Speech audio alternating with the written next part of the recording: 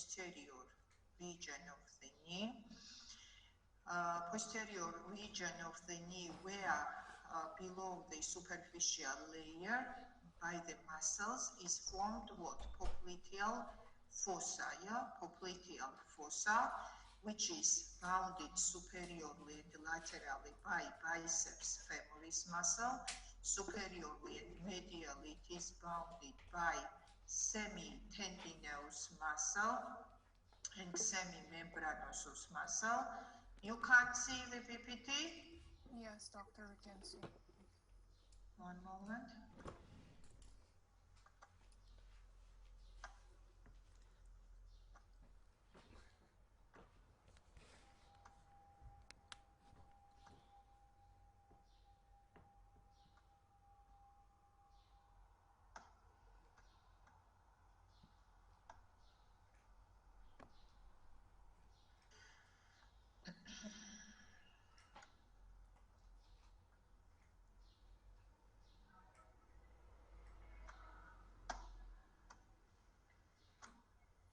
Do we see now?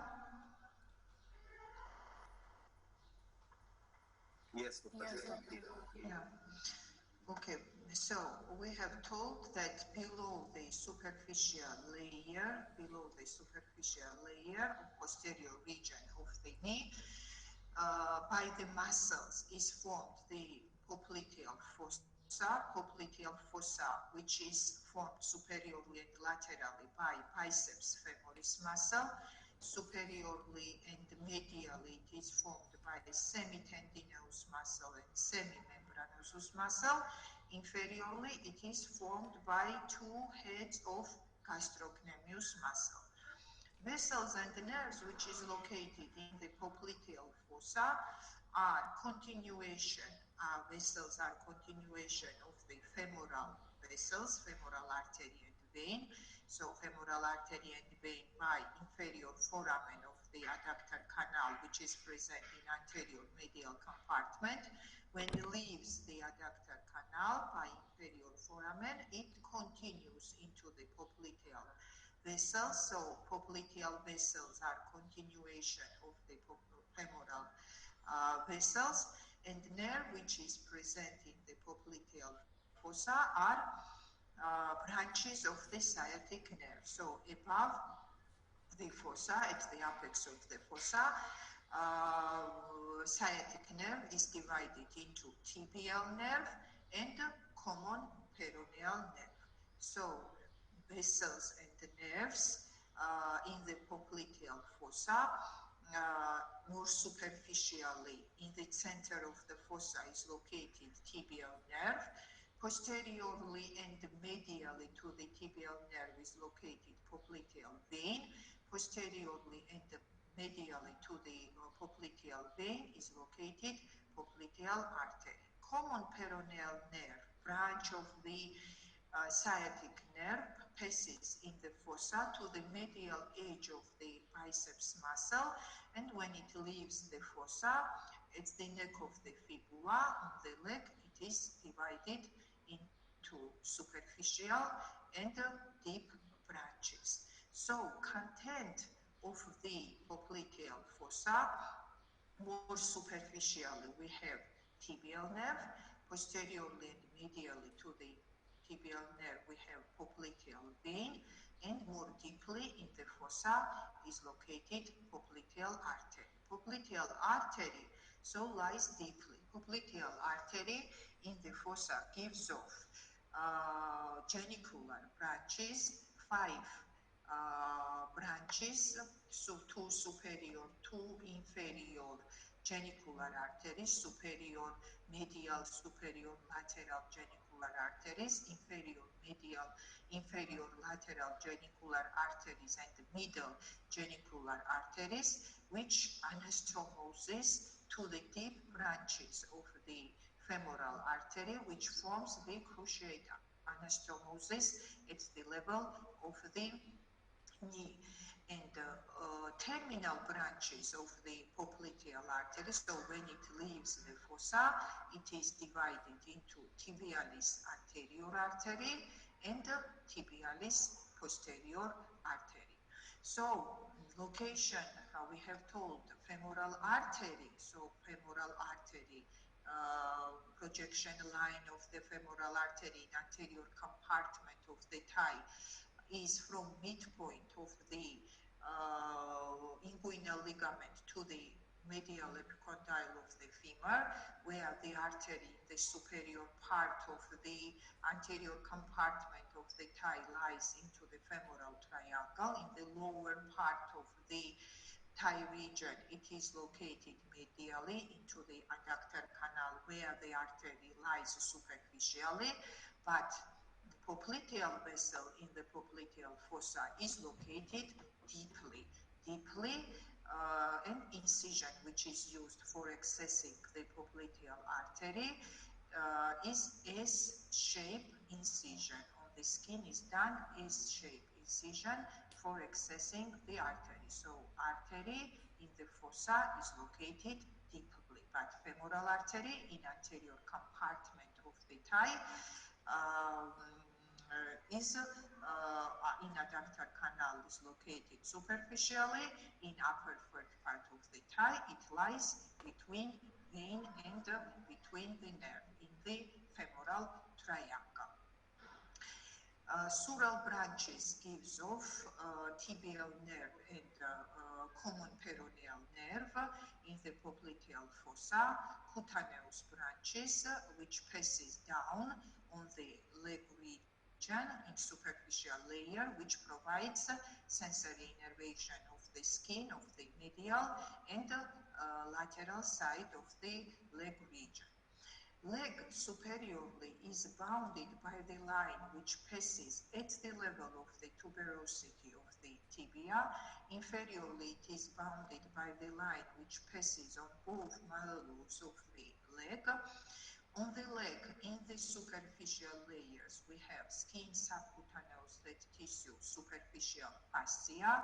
In superficial layers of the leg, we have superficial veins which are small saphenous vein and great saphenous vein. Small great saphenous vein ascends to the medial side of the leg region.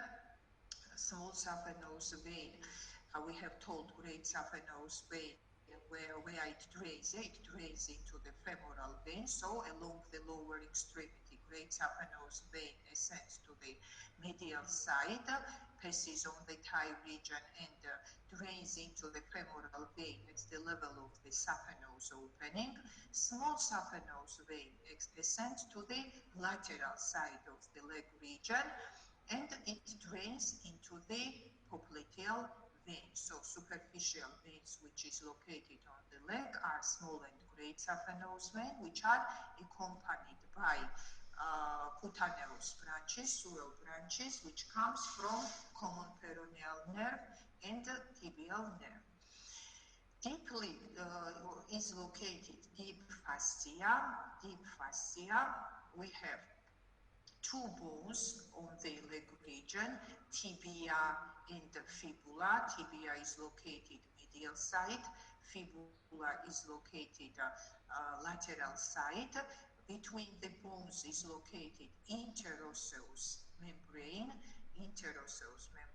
deep fascia to the fibula gives off two intermuscular septa, anterior and posterior intermuscular septas, which with interosseous membrane and tibia and fibula divides the leg into three compartments.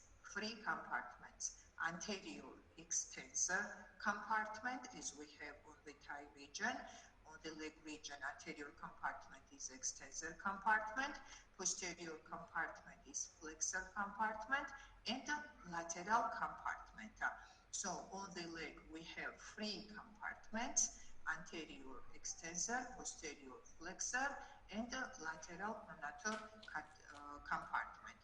Anterior compartment of the leg, so anteriorly will be bounded by deep fascia, posteriorly by interosseous membrane, and from lateral compartment it is separated by anterior intermuscular septa. From posterior compartment, it is separated by interosseous membrane. Anterior compartment of the leg includes free extensor muscle. Free extensor muscle is located in anterior compartment. These are tibialis anterior muscle, tibialis anterior muscle, extensor hallucis longus muscle, and extensor digitorum longus muscle. Tibialis anterior, extensor hallucis longus, and extensor digitorum longus muscle. In posterior compartment of the leg, which is bounded, so anteriorly by interosseous membrane, posteriorly by deep fascia, and from lateral compartment it is separated by posterior intermuscular septa. Muscles in posterior compartment is located into two layers. Two layers lies the muscles. More superficially is located two heads of gastrocnemius muscle and soleus muscle. So muscles are located into two layers. Superficial group of the muscle includes two heads of the gastrocnemius muscle and soleus muscle, but deeply is located same muscles what we have in anterior compartment, but flexor muscles. So in posterior compartment we have tibialis posterior muscle, flexor digitorum longus, and flexor hallucis longus muscle. So anterior compartment we have tibialis anterior, posterior compartment we have tibialis posterior muscle, flexor digitorum longus, and flexor hallucis longus muscle. And lateral compartment of the leg. So lateral compartment of the leg is bounded anteriorly by anterior interosseous intermuscular septa, posteriorly by posterior intermuscular septa, laterally by deep fascia, and medially it is bounded by the fibula. Here we have two pronator muscles. These are peroneus longus and peroneus brevis muscle. Peroneus longus and peroneus brevis muscle. Vessels and nerves, which is present in the compartment of the leg. We have branches of the popliteal artery. We have told that popliteal artery, when leaves the popliteal fossa, it divides into terminal branches. Tibialis anterior artery and tibialis posterior artery. Tibialis anterior artery enters anterior compartment of the leg. Tibialis posterior artery enters posterior compartment of the leg region. And nerves which is present into compartment, look, tibial nerve, so from popliteal fossa descends in the posterior compartment of the leg, but common peroneal nerve, it's the level of the neck of the fibula, is divided into superficial branch and deep branches. Superficial branch of the common peroneal nerve enters the lateral compartment of the leg. Deep branch of the common peroneal nerve enters in the anterior compartment of the leg. So vessels and the nerves which is present in the anterior compartment of the leg are deep branch of the common peroneal nerve and tibialis anterior artery, which lies in the anterior compartment between the muscles. Posterior compartment of the leg includes tibial nerve and tibialis posterior artery. Lateral compartment of the leg includes superficial branch of the common peroneal nerve and peroneal artery, which comes from posterior tibialis artery. Vessels and the nerves in the posterior compartment of the leg is present between superficial and the deep group of the muscles. Superficial and the deep group of the muscles are located cruropopliteal canal. Cruropopliteal canal. Cruropopliteal canal, which is bounded posteriorly by soleus muscle. Anteriorly, it is bounded by tibialis posterior muscle. Medially, it is bounded by flexor digitorum longus muscle, and laterally, it is bounded by flexor hallucis longus muscle. Cruropopliteal canal includes tibial nerve and posterior branch of the popliteal artery, so tibialis posterior artery. So when is needed accessing the vessels and the nerves in the posterior compartment, so the vessels and the nerve is accessed in the posterior compartment in the cruropopliteal canal.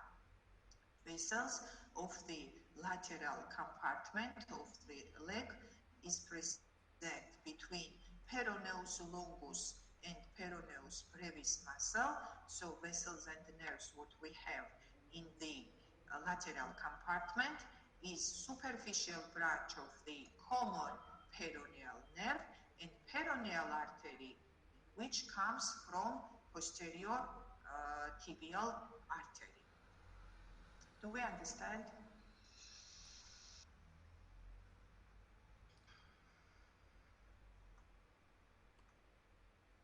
Now, I share the other video, student, and tell me if you see this on the screen.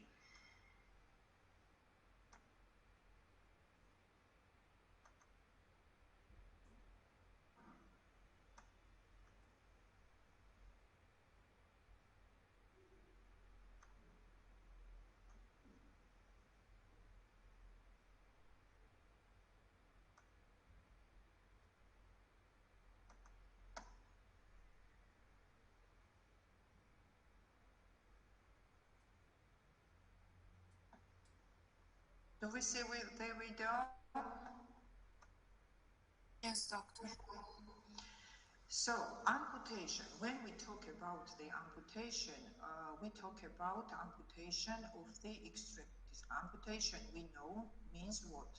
Removal of the peripheral part of the organ, but now we are talking of the amputation of the extremity.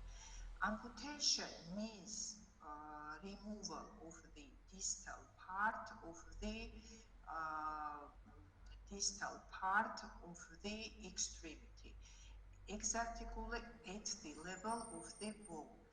Exarticulation means removal of the distal part of the extremity at the level of the joint, at the level of the joint.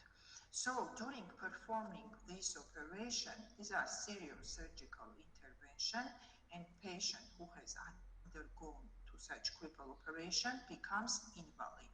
So during making the operation, is important to create the suitable stamp which must be used for the prosthetic repair. So stamp is the place which is left after removal of the distal part of the extremity. What is indication of the operation? When is performed the amputation and exarticulation of the extremity? Two indications we have: absolute indication and relative indication. Absolute indication includes serious trauma of the extremity. So, such trauma, when it's damaged, all the soft tissues of the extremity, including the main trunk of the vessel. So, when limb is functionally unsuitable, Gangrene of the extremity. Gangrene of the extremity may be caused by incorrect ligation of the main trunk of the vessel. It may be as a result of the frostbite, confusion, as a result of the electric trauma of the extremity. Also, absolute indication includes presence of the serious infection of the extremity when there is intoxication of the tissues and also sepsis in the extremity. Absolute indication also includes malignant tumor of the extremity when there is radical removal of the center of the tumor is impossible. So such limb must be amputated. So absolute indication of the extremity includes what? Serious trauma of the extremity, gangrene of the extremity, presence of serious infection of the extremity, and the malignant tumor of the extremity. So this means what? Immediately must be performed the removal of the distal part of the limb.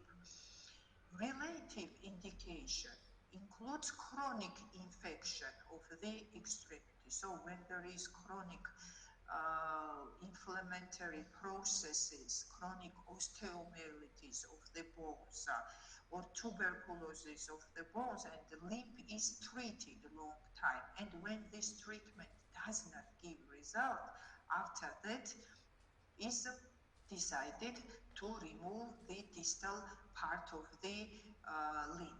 Also, relative indication includes congenital and acquired deformity of the extremity. So when the limb is functionally unsuitable, so in such case, it does not need immediate surgical intervention, but is decided to remove the part of the distal part of the extremity because it is functionally unsuitable.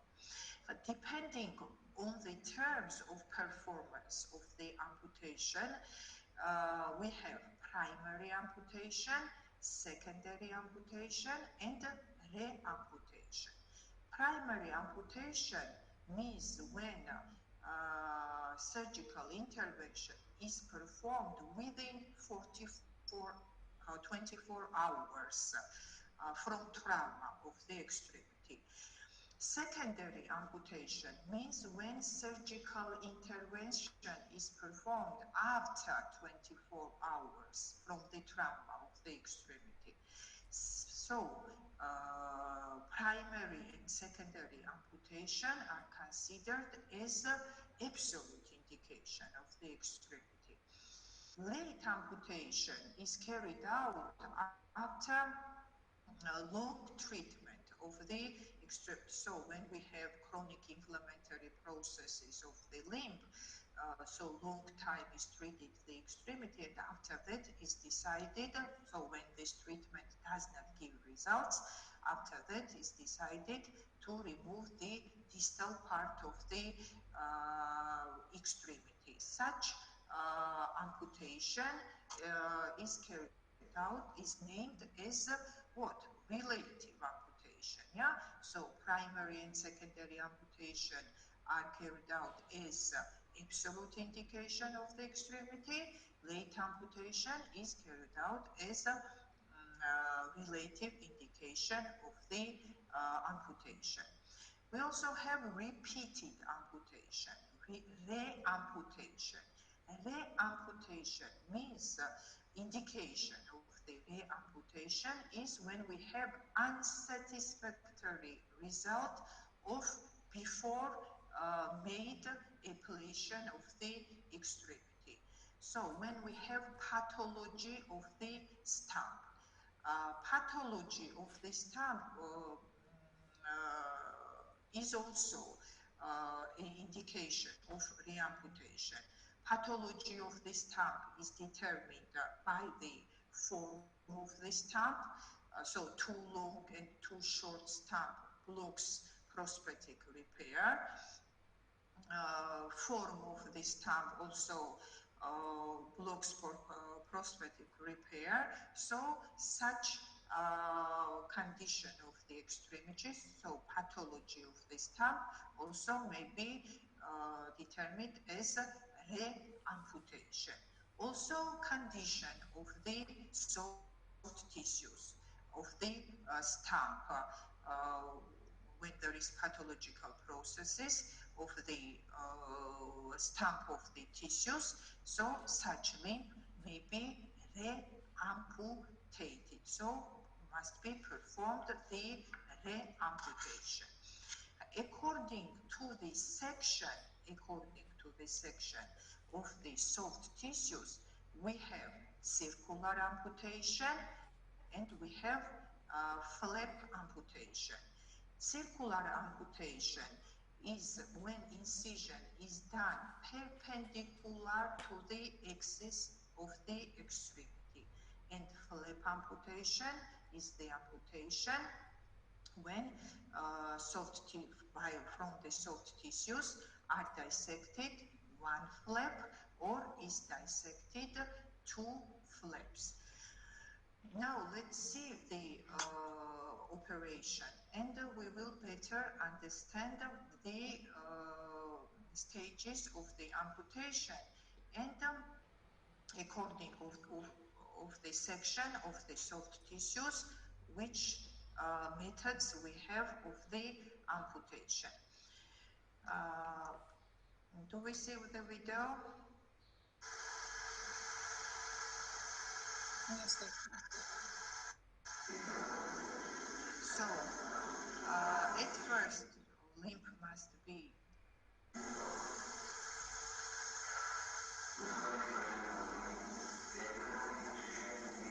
after making anesthesia, so limb bandage is applied at the root of the extremity.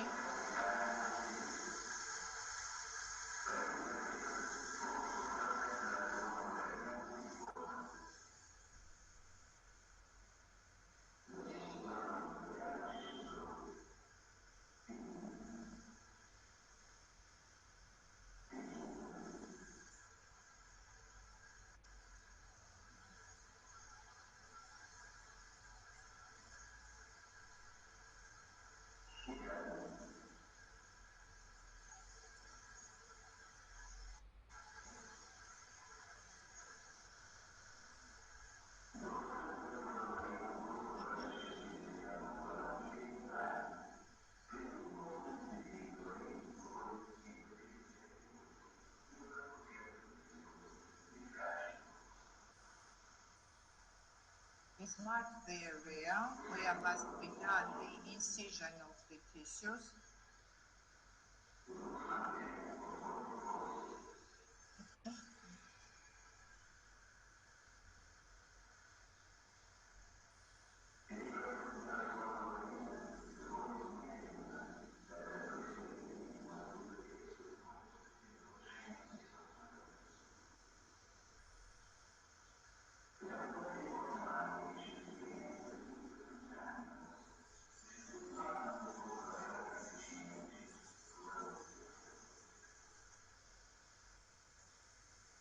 Circular amputation. We have told circular amputation is a section of the soft tissues when incision is done perpendicular to the axis of the extremity. We have circular amputation. We have one momental amputation, two moment amputation, and free movement amputation. One moment circular amputation is when all the tissues is dissected in one step. I hope now will be shown.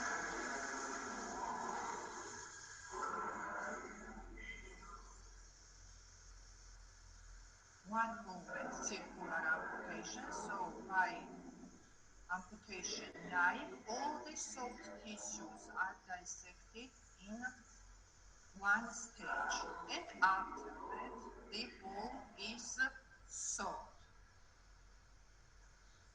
Two-moment amputation. It's the two-moment amputation is dissected superficial tissue, skin, subcutaneous tissue, and superficial fascia, then reduces the skin after dissection of the superficial layer, and at the second moment is dissected all the muscles at the level of the reduced skin, at the level of the bone, and after that the bone is sewed.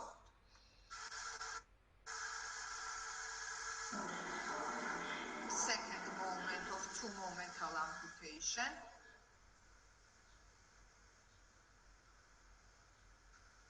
And after that, the bone is sewed.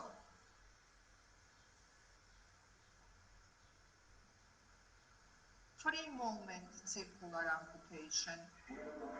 During free movement circular amputation, at first stage is dissected superficial tissues. So which tissue? Skin, subcutaneous tissue, and superficial fascia. And at the second moment is dissected all the muscles at the level of the reduced skin.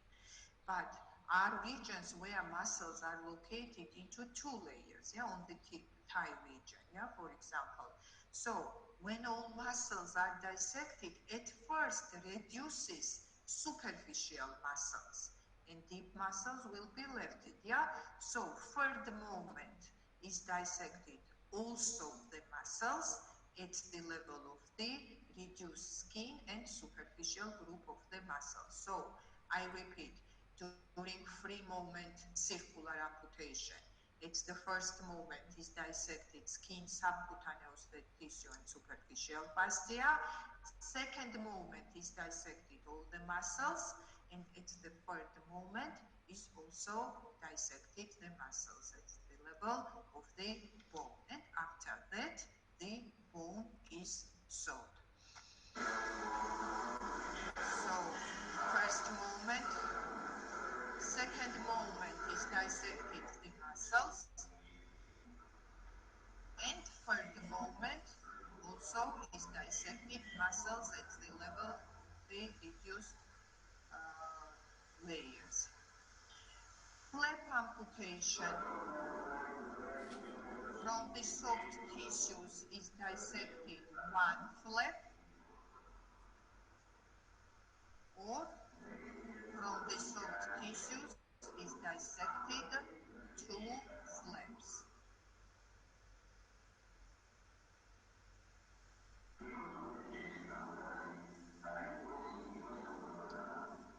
This is stump of the extremity. So after removal distal part, it is covered by the tissues.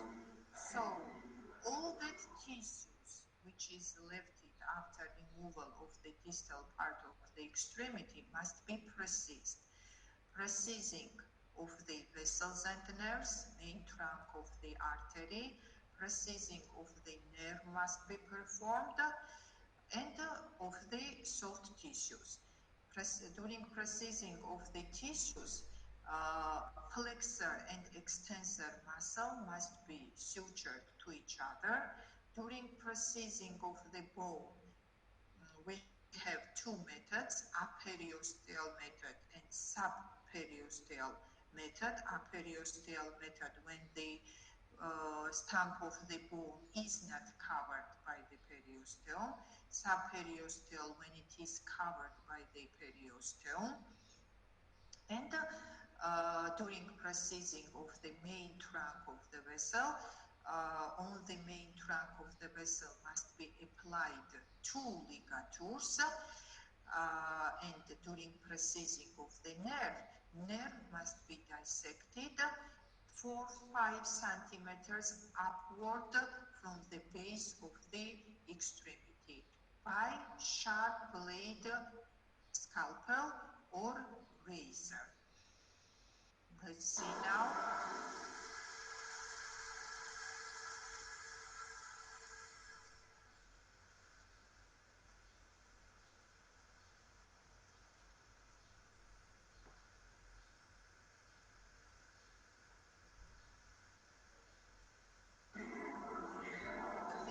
covering of the stump by the tissues, by flexor and the extensor muscles are sutured to each other.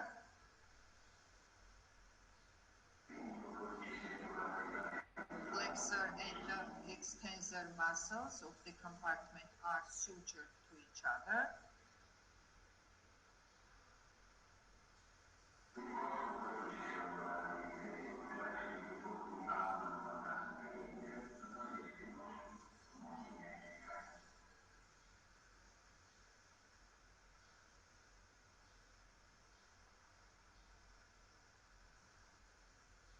Processing of the bones. So bone, how is dissected? First must be dissected the periosteum of the bone.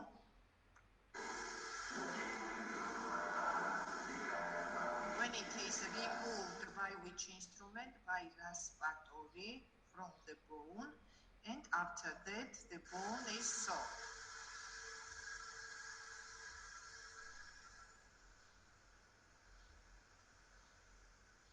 By raspatory is removed and the bone is sawed by the saws. Acute edges of the bone is by rasping is rounded the area of the bone. Processing of the main trunk of the vessel. Processing of the main trunk of the vessel. So in the transverse section is looked for the artery, main trunk of the artery.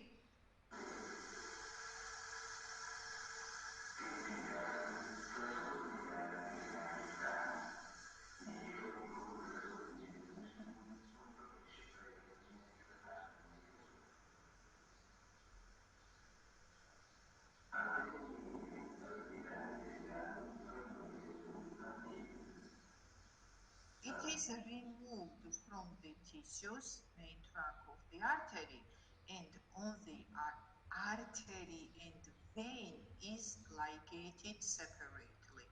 On the main artery, so main trunk of the artery, is applied two ligatures. Peripheral ligature is suturing. Central ligature is common.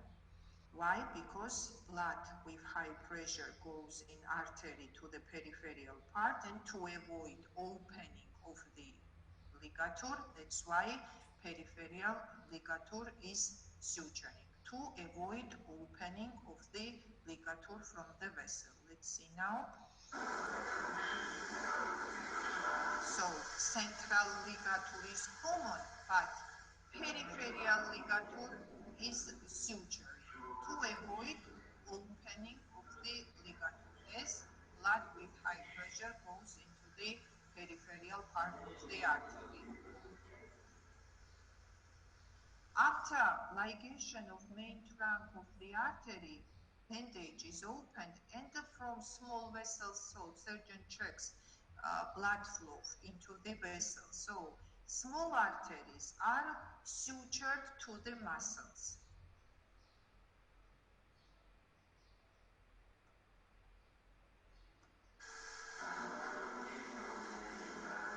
So look, small arteries are sutured to the muscles.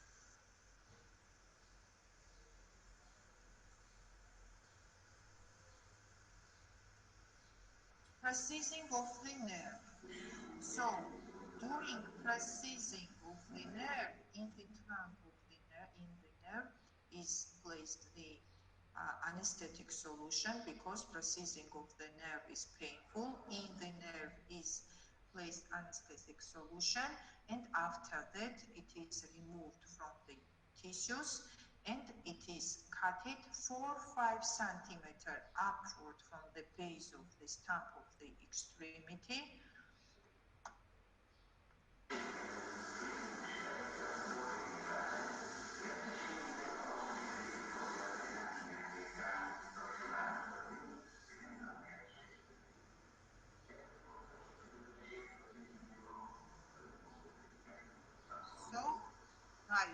razor or sharp blade scalpel.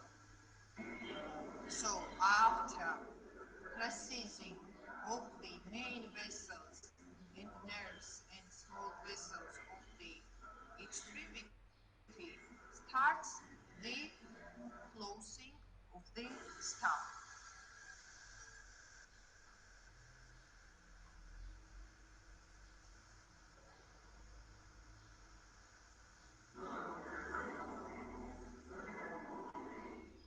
Okay, do we understand?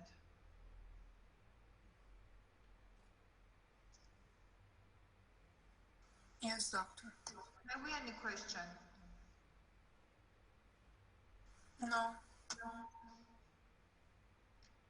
So if we don't have question, we finish and thank you.